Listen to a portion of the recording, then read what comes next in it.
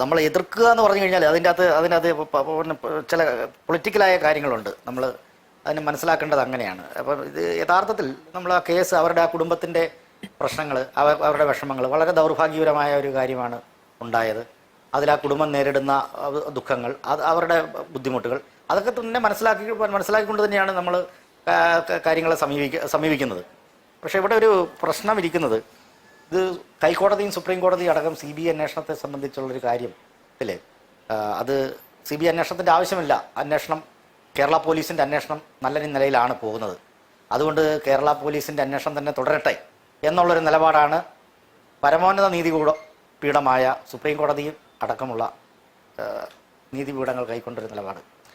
ഇപ്പോൾ ഒരു CBIയിലേക്ക് അന്വേഷണം പോകുമ്പോൾ അത് വളരെ രാഷ്ട്രീയമായിട്ട് തന്നെയാണ് നമ്മളതിനെ കാണുന്നത്. കാരണം CBI എന്ന് പറയുന്നത് ഏതെങ്കിലും ഒരു സ്വതന്ത്ര ഏജൻസി ആയിട്ട് പ്രവർത്തിക്കുന്ന ഒന്നല്ല ഇന്ന് എന്ന് നമുക്കൊക്കെ അറിയാം. ED ആണെങ്കിലും CBI ആണെങ്കിലും ഒക്കെ തന്നെ.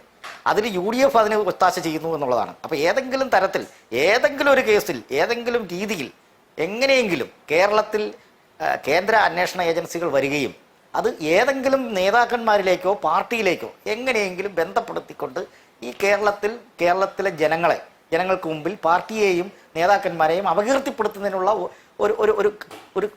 ഒരു കാരണമായി ഇതിനെ കാണുന്നു എന്നുള്ളിടത്താണ് ഇതിൻ്റെ രാഷ്ട്രീയം ഇരിക്കുന്നത്.